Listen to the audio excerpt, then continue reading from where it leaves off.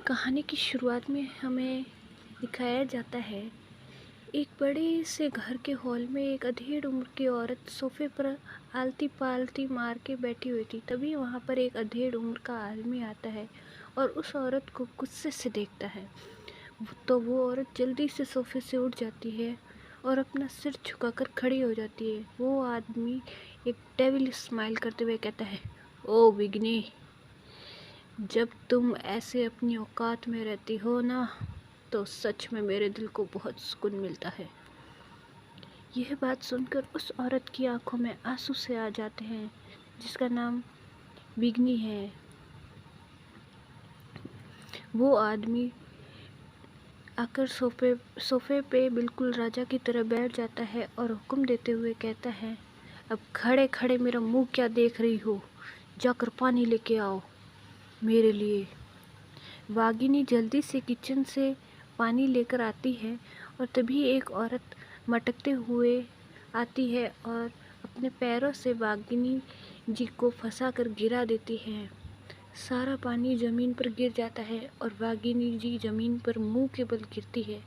वो तो अच्छा हुआ कि सामने कारपेट था, वरना उनका फेस आज तो गया ही था।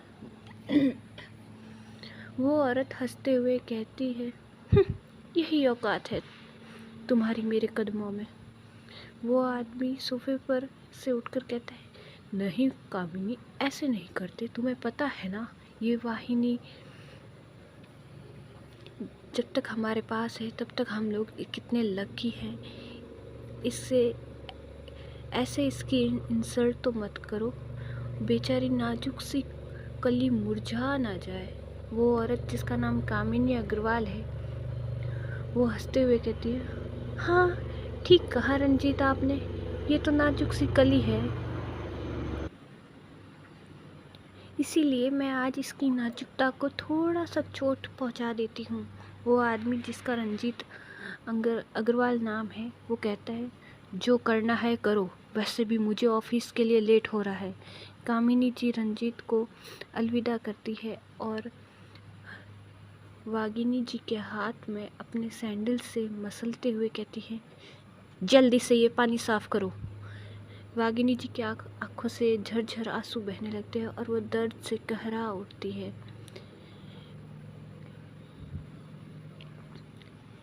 वाहिनी जी की दर्द भरी चीख सुनकर कामिनी जी एक जोरदार थप्पड़ उसके मुंह पर मारती है और कहती है, अपनी आवाज़ अपने तक रखो, मेरे कानों में तुम्हारी आवाज़ नहीं आनी चाहिए। वाहिनी जी अपना दर्द अपने अंदर दबा लेती है और पोछा लेने चली जाती है। तभी एक खूबसूरत सी लड़की सीढ़ियों से उतरती है, जिसने शॉर्ट ड्रेस पहनी हुई थी जो मुश्किल से उसके थाई तक पहुंचती थी। हाई हील्स बालों को कर्ल करके रखा था, कानों में लेटेस्ट ट्रेंड के अकॉर्डिंग ईयरिंग्स, चेहरे पर मेकअप किया था या मेकअप पर चेहरा, मुझे तो कुछ समझ नहीं आ रहा है। आँखों में महंगी सन ग्लासेस लगाए, हाथ में क्लच लिए आती है और कामिनी जी को देखकर कहती है, मॉम मैं कॉलेज जा रही हूँ, आप मेरा वेट मत करना, क्योंकि आज मुझे क्लब भी जाना है और फ्रेंड्स की पार्टी अटेंड करने के लिए, ठीक है। तो कामिनी जी खुश होते हुए कहती, हाँ बेटा, शिल्पी जी सॉरी हाँ बेटा, शिल्पी जा बच्चा और खूब एंजॉय करना। वो लड़की बस हाँ में सिर हिलाते हुए चली जाती है। वाहिनी जी जो पोछा लेकर आती है वो पोछा लगाने लगती है। उनकी आंखों से आंसू गिर रहे थे और कामिनी जी उन्हें देखकर खुश हो रही थी। शिल्पी कॉलेज पहुंचती है और अपने दोस्तों की गैंग के साथ बिना आगे देखे चल रही थी। तभी सामने से एक खूबसूरत सी लड़की अपने हाथों में ढेर सारे बुक्स लिए चली आ रही थी।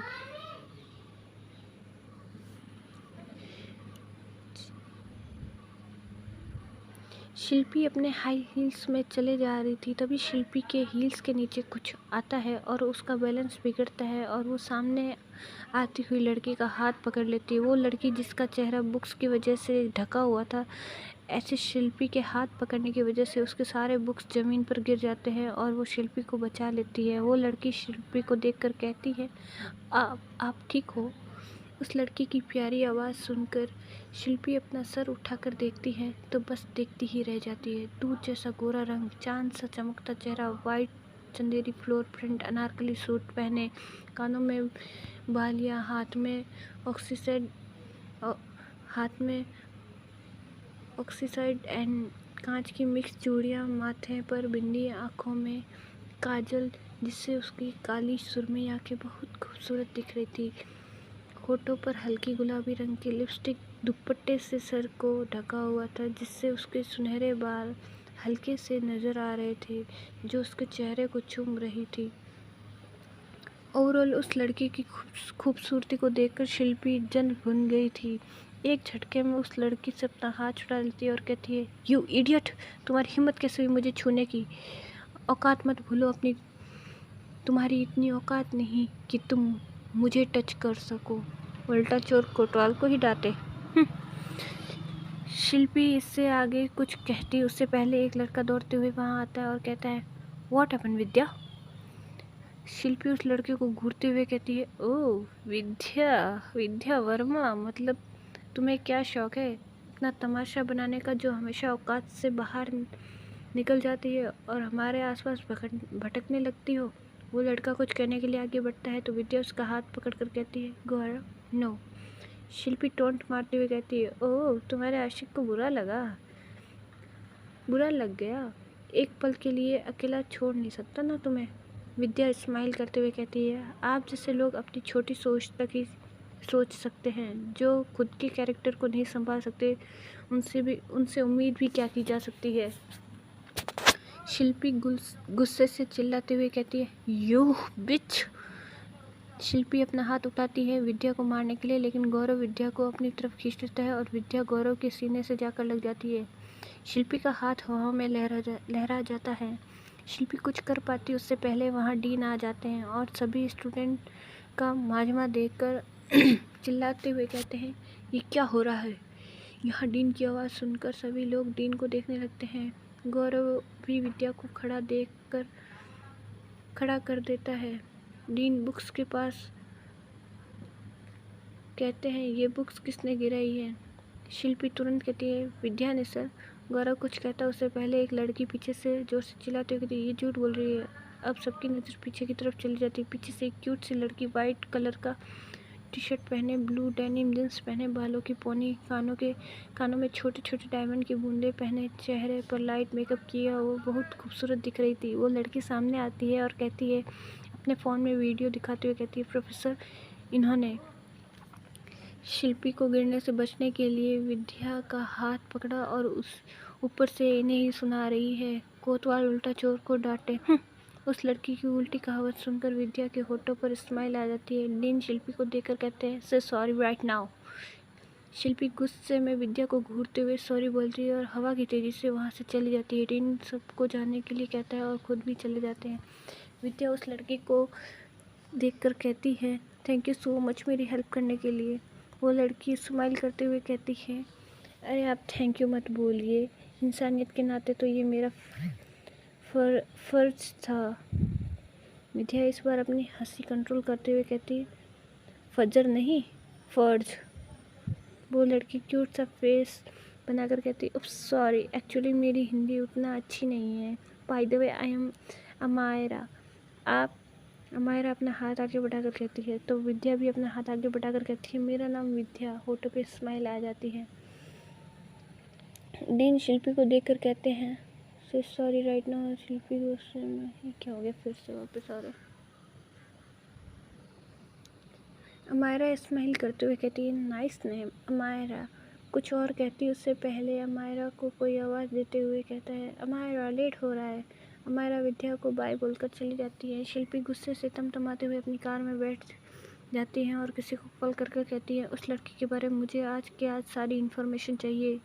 इस विद्या को तो मैं ऐसा सबक सिखाऊंगी कि ज़िंदगी भर मुझसे उलझने के लिए पछताएगी। शिल्पी अपने घर के लिए निकल जाती है। इन सभी तमाशों में शाम हो गई थी। शिल्पी जब तक घर पहुंची थी तब तक उसके फ़ोन में विद्या की सारी इन्फॉर्मेशन उसके पास आ चुकी थी, लेकिन जैसे ही वो घर के अंदर कदम रखती है एक पल के लिए ठिठक जाती है क्योंकि उसके पापा परेशान हाल में यहाँ से वहाँ घूम रहे थे। उनकी माँ रो रही थी। शिल्पी ने अपने मॉम को जाकर कहती है, मॉम क्या हुआ है, आप ऐसे रो क्यों रही हो। शिल्पी की माँ शिल्पी को पकड़ कर रोने लगती है तो शिल्पी इरिटेट होते हुए कहती है, अब बताइए भी। शिल्पी के पापा कहते हैं, हमारी कंपनी को 100 करोड़ की डील मिली है। शिल्पी कहती है, तो इसमें इतना अपसेट होने की कौन सी बात है। रंजीत जी अब थोड़े झिझकते हुए कहते हैं, रावत ग्रुप ऑफ कंपनीज ने हमारी डील को एक ही शर्त पर मंजूरी देने को माना है। शिल्पी कहती है, कैसी शर्त। रंजीत जी कहते हैं, रावत खानदान के वारिस को तुम जानती होगी, मैंने एक बार तुम्हें उससे पार्टी में मिलवाया था।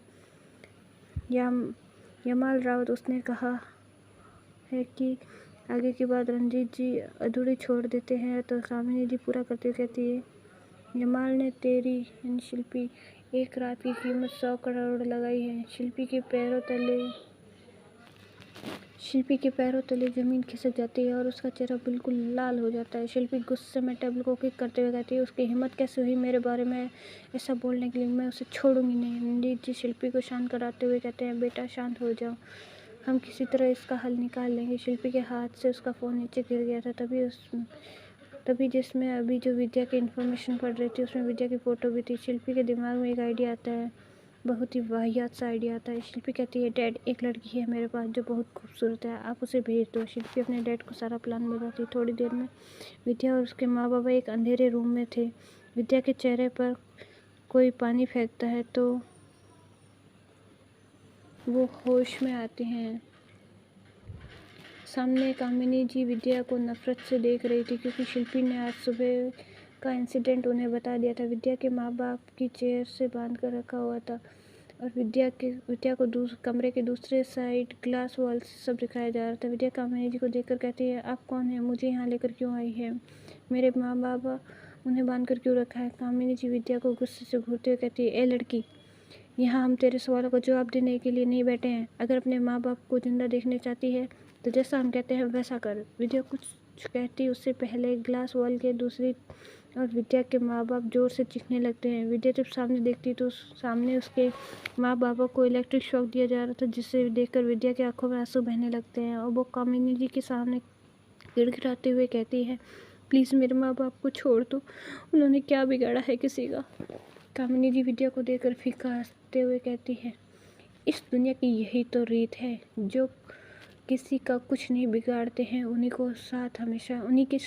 के साथ हमेशा गड़बड़ होती है। विद्या गिड़गिड़ाते हुए कहती, प्लीज़ प्लीज़ मेरे माँ बाप को छोड़ दीजिए। कामिनी जी कहती है, हम जो कहेंगे वो कर, फिर तेरे माँ बाप को छोड़ देंगे। विद्या तुरंत कहती है, क्या करना है, मैं हर चीज़ करने के लिए तैयार हूँ, आप बोलिए क्या करना है। कामिनी जी डेविल स्माइल करते हुए कहती है, ये तो बड़ी जल्दी मान गई शिल्पी। शिल्पी रूम में आते हुए कहती है, मानती कैसे नहीं मॉम, जान जो बसती है इसकी अपने माँ बाप में। विद्या शिल्पी को देखने लगती है तो कामिनी जी कहती है, पैर पकड़कर मेरी बेटी से माफ़ी मांगो। विद्या कुछ सोच पाती उससे पहले उसके माँ बाप को बिजली के झटके दिए जाते हैं। उनकी दर्दनाक चीख देख सुनकर विद्या जल्दी से शिल्पी के पैर पकड़ लेती है और माफ़ी मांगने लगती है। शिल्पी हंसते हुए कहती है, देखा, आ गई ना अपनी असली जगह पर, मेरे पैरों के पास। शिल्पी विद्या को झटक देती है तो विद्या कामिनी जी को देखकर कहती है, अब तो मैंने माफ़ी भी मांग ली, प्लीज़ मेरे माँ बाप को छोड़ दीजिए। कामिनी जी और शिल्पी दोनों हंसते हुए कहती है, इतनी भी क्या जल्दी है, अभी तो सिर्फ एक काम किया है, दूसरा काम करना बाकी है, अभी तो तुम्हें कुछ करना है। ये लो कामिनी जी एक फ़ाइल को आगे बढ़ाकर देती है और कहती है, जल्दी से इन पर साइन कर दो ताकि तुम्हारे माँ बाप को कम तकलीफ़ हो। विद्या उन पेपर्स को पढ़ती है, उससे पहले ही उसके माँ बाप की चीख उसके कानों में पड़ती है और विद्या बिना पढ़े ही साइन कर देती है।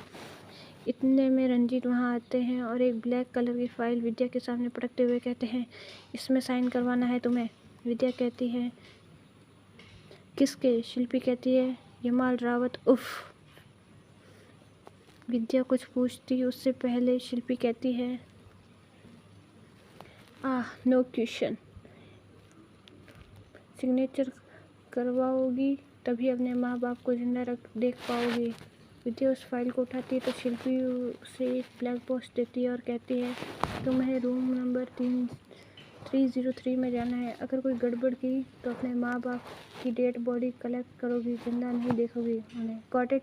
विद्या रोते हुए कहती है, प्लीज़ मेरे माँ बाप को कुछ मत करना, मैं वो सब करूँगी जो आप लोग कहेंगे।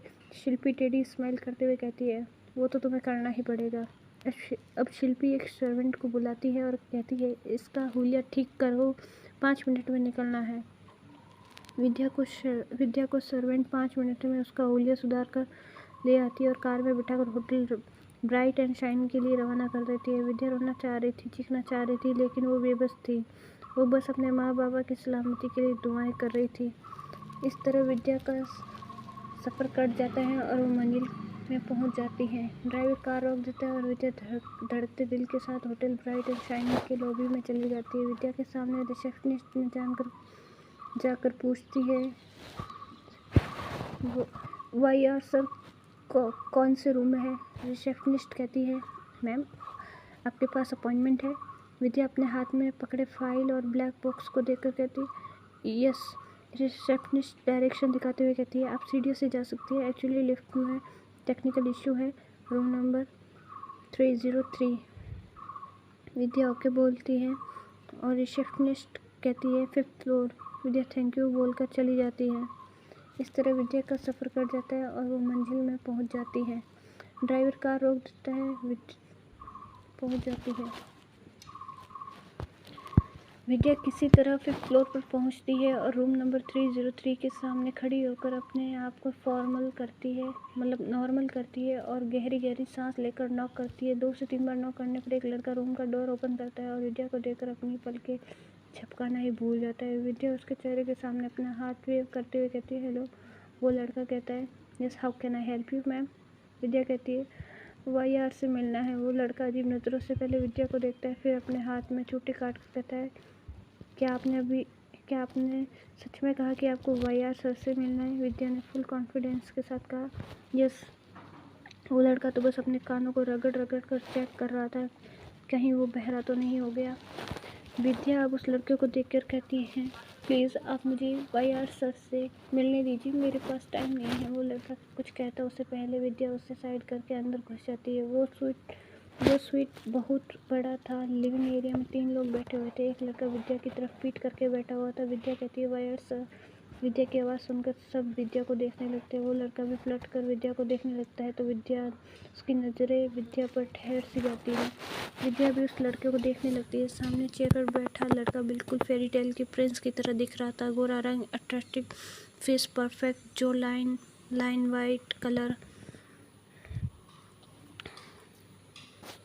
का शर्ट, चेक पेन, टाई को हल्का ढीला कर रखा था, चेहरे पर कोल्ड एक्सप्रेशन, हाथ में वॉच, बालों को सेट करके रखा था और उसकी आंखें बिल्कुल झील की तरह थी। इतने में वो डोर वाला लड़का आता है और कहता है, युवान सर, ये लड़की आपसे मिलने आई है। युवान अपनी बुरी आंखों से उस लड़के को घूरते हुए कहता है, व्हाट नॉनसेंस। नवीन, मैं इस लड़के को नहीं जानता हूँ, बाहर करो इसे। नवीन विद्या को पकड़ने के लिए आगे बढ़ता है तो विद्या युवान के पास चली जाती है और युवान के शर्ट की पॉकेट के कॉर्नर में एक प्यारा सा वाई आर का लोगो बना हुआ था। विद्या उस लोगों को देखकर कहती है, प्लीज़ वाई आर सर, इन पेपर्स पर साइन कर दीजिए, मैं खुद चली जाऊँगी, मैं आपको परेशान नहीं करूँगी। युवान विद्या को इतने करीब देखकर कहता है, मैं क्यों साइन करूँ इन पेपर्स पर? विद्या अपने हाथों में पकड़े ब्लैक बॉक्स को देखकर सोचती है, शिल्पी ने दिया था और कहा था कि वाई आर खुद समझ जाएगा। यही सब सोचते हुए विद्या उस ब्लैक बॉक्स को युवान को देते हुए कहती है, ये लीजिए, आप सब समझ जाएंगे। युवान उस ब्लैक बॉक्स को खोलता है, उसकी आंखों में खून उतर आता है। युवान गुस्से से विद्या को घूरता है तो विद्या सहम जाती है, लेकिन फिर भी हिम्मत करके कहती है, अब तो देख लिया ना आपने और समझ भी गए होंगे। विद्या टेबल पर फाइल रखते हुए कहती है, अब तो साइन कर दीजिए, मैं ज़्यादा टाइम नहीं लूँगी आपका, प्लीज़ सर। युवान गुस्से में लेकिन कोल्ड वॉइस में कहता है, नवीन, मिस्टर जडेजा को लेकर बाहर जाओ।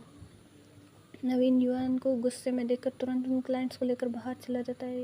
युवान गुस्से में विद्या के करीब आते हुए कहता है, तुम जैसी लड़कियों से और उम्मीद भी क्या की जा सकती है? अपनी खूबसूरती के बलबूते पर तुम खुद को समझती क्या हो? विद्या कहती है, देखिए सर, आप दूर दूर से